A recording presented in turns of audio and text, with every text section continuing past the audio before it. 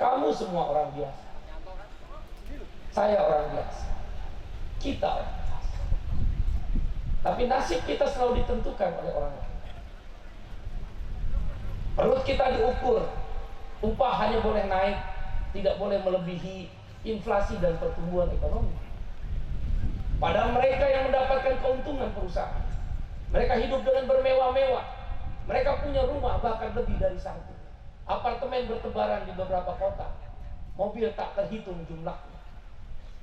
Dari perut yang diukur itu, we are the working class, kelas pekerja. Kalau kamu sakit dulu, kita orang kecil, orang miskin ditolak. Tapi kalau Allah orang kaya datang, disiapkan karpet merah untuk menuju ke ruangan penginap, perawat inap. Hari ini, dikala harga beras melambung tinggi yang disampaikan oleh Sekjen Serikat Petani Indonesia, Bung Ruli Ardiansa tadi, perutmu diukur 10 kg beras, tidak boleh lebih. Kalau lebih, kau harus membayar mahal terhadap harga beras. Ketika kamu bekerja, kau diukur lagi oleh pengusaha. Tidak boleh dari lebih 6 bulan dipecat dengan sistem outsourcing. Berulang-ulang sistem outsourcing. Kita orang biasa, nasib kita selalu diatur oleh mereka yang tidak biasa. Upahmu diatur oleh mereka. Hubungan kerjamu outsourcing dan karyawan kontrak diatur oleh mereka. Capek-capek istrimu, kamu sebagai orang tua, ibu dan ayah menyekolahkan anakmu, bahkan sekarang sarjana pun outsourcing. Tanahmu pun ditentukan oleh mereka.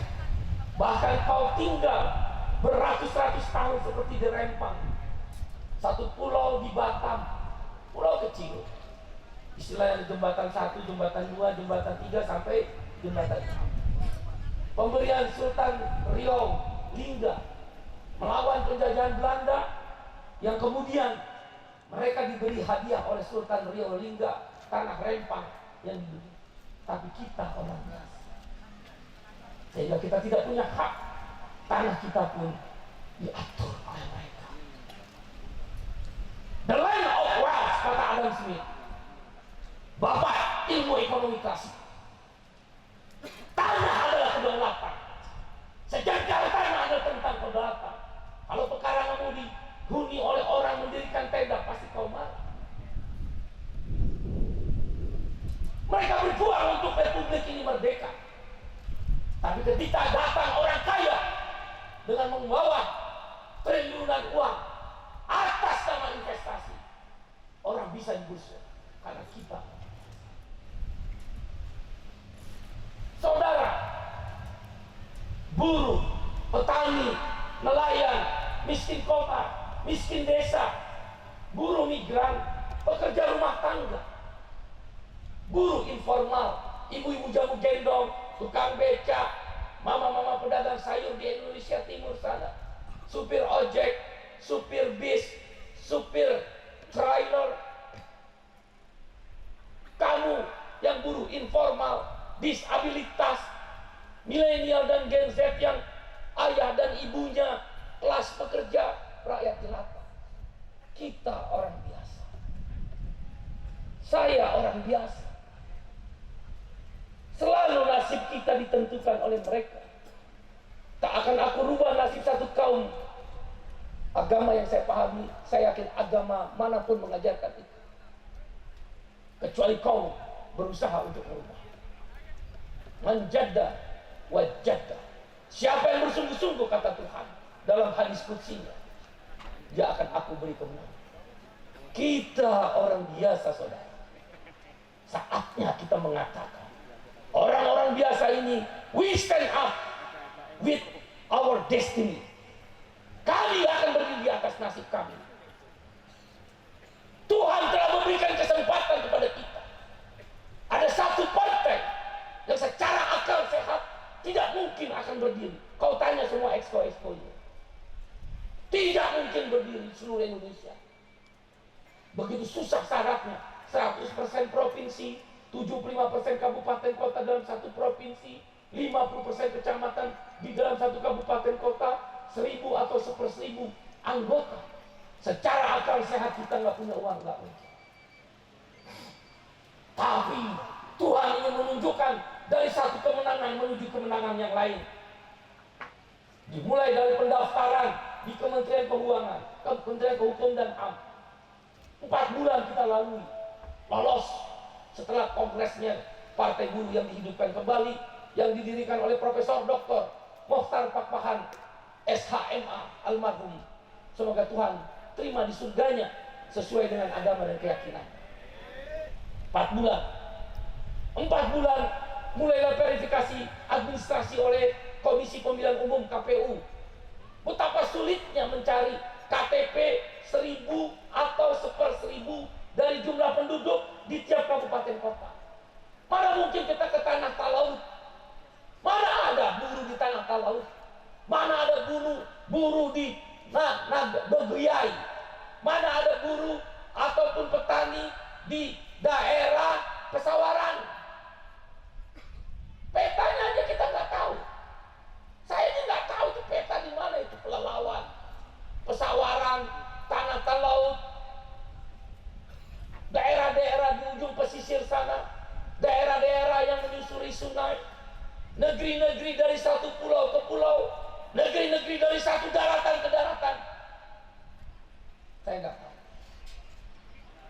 Tapi Allah Tuhan, Sang Hyang Widi sesuai keyakinan kita masing-masing. Dia memberi tanda-tanda kemenangan, lolos verifikasi administrasi. Masuk lagi verifikasi faktual. Verifikasi faktual kan buruh hanya di basis-basis kota industri. Bagaimana dengan buruh atau masyarakat lain yang bukan buruh, walaupun petani yang di ujung-ujung pulau sana, di Papua Tengah sana, di pegunungan, di Jaya-Wijaya, di ujung gunung, di ujung hutan, di Papua Tengah, di ujung pulau-pulau, di Maluku Barat Daya. Akal sehat mana yang bisa menjelaskan bahwa ada partai buruh? Tapi Tuhan berkehendak. Verifikasi faktual lolos. Tibalah di akhir penghujung perjalanan orang biasa ini. Kita orang biasa. Biarlah orang biasa ini menentukan nasibnya sendiri, karena dia sudah terbiasa diatur-atur oleh orang lain. Biarlah orang-orang miskin ini menentukan dan memperbaiki kemiskinan untuk anak-anaknya dan masa depan oleh kita sendiri. Biarlah orang-orang yang selalu termarginalkan, orang-orang yang selalu dipandang sebelah mata, biarlah dia menentukan nasibnya sendiri, karena Tuhan telah membuka pintu jalan. Ini tentang jalan Tuhan. Secara akal sehat tak mungkin partainya akan lolos. Anggaran tidak ada. Kekuatan massa hanya terkonsentrasi di basis-basis buruh dan petani. Selebihnya tidak ada. Jalan sudah ditentukan oleh Tuhan. Mereka yang membuat upah tidak naik 3 tahun berturut-turut, tapi kamu pilih partai itu. Mereka yang melahirkan Omnibus Law, tapi mereka kau pilih juga. Mereka yang membuat tanah petani dirampas, nelayan tak memiliki perahu di Pantura Barat dan Pantura Timur. Saya pergi ke sana, tapi kenapa kau pilih partai? Mereka yang membuat sistem outsourcing seumur hidup, kenapa kau pilih partai? Kasih tahu saudara, setiap dirimu adalah propagandis partai. Setiap dirimu adalah busur partai. Setiap dirimu adalah prajurit partai. Setiap dirimu adalah pahlawan-pahlawan perang. Beda dengan partai lain. Uang, jabatan, sikut menyikut, hantam menghantam. Di partai buruh, kau adalah propagandis. Kasih tahu dengan teman-temanmu, kau dihancurkan hidupmu dengan upah tidak naik. Ini PNS naik 8%. Kalau pakai Omnibus Law, kita pasti 6%. Saya udah hitung. PNS, TNI, Polri naik, kita alhamdulillah sangat setuju, kita bergembira. Yang kita tidak setuju, kenapa buruh 6%? Ayo kita hantam 15%. Ada logikanya. Indonesia upper middle income country, negara yang berpenghasilan menengah, 4.500 US dollar, negara terkaya nomor 7 di dunia dari purchasing power parity. Prancis lewat, Inggris lewat, Singapura seujung kuku, Malaysia seujung debu. Indonesia pemain utama. Kita terima kasih dengan pemerintahan, dengan Pak Presiden Jokowi yang jajan, terima kasih. Tapi kita persoalkan, kenapa upah buruh naik 3 tahun betul tidak? Kenapa upah buruh ini nanti 6% lebih rendah dari PNS TNI Polri? PNS TNI Polri itu kalau dalam perusahaan namanya cost center. Karena mereka bekerja untuk negara, maka APBN dikeluarkan untuk mereka. Setuju. Apalagi pensiun, aduh sedih, setuju. Yang kita nggak setuju Anda, ya kamu kasih tahu sama kamu, semua saudaramu yang ada di pabrik sana, yang ada jadi petani, disebutnya profit center. Cost center naiknya 8%, setuju, bahagia. Kenapa yang profit center yang menghasilkan keuntungan kalau naiknya 6%?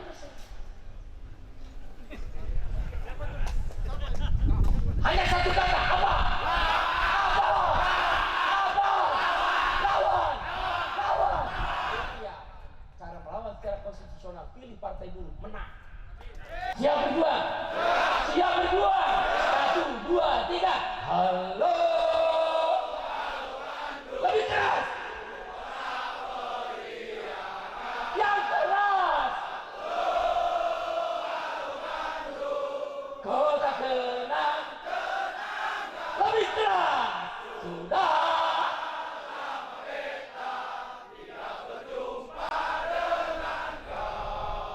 Sekarang telah menjadi lautan api. Mari Bu, sambut kembali. Solidarity forever. Solidarity forever. Yang keras. Solidarity forever. For union make us strong. Indonesia tanah pusaka abadi dan jaya.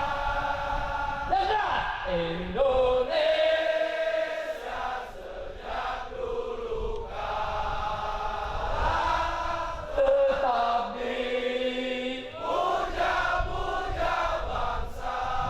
Yang keras di sana tempat lahir beta.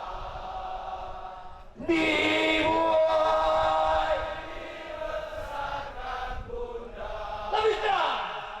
Tempat berlindung di hari tua sampai akhir menutup mata. Saudara, Indonesia adalah tanah air beta. Di situ beta dilahirkan, di situ beta berkalang tanah. Jawa Barat adalah tanah beta, negeri beta. Jawa Barat adalah bukan tentang cerita buku yang sedang ditulis oleh para orang-orang kaya itu. Jawa Barat adalah tentang cerita dari orang-orang kecil, orang-orang yang selalu dimarginalkan, orang-orang yang tak pandang di sebelah mata, yang sedang menulis ceritanya sendiri di buku Indonesia. Indonesia adalah tentang kita orang biasa ingin merubah negeri.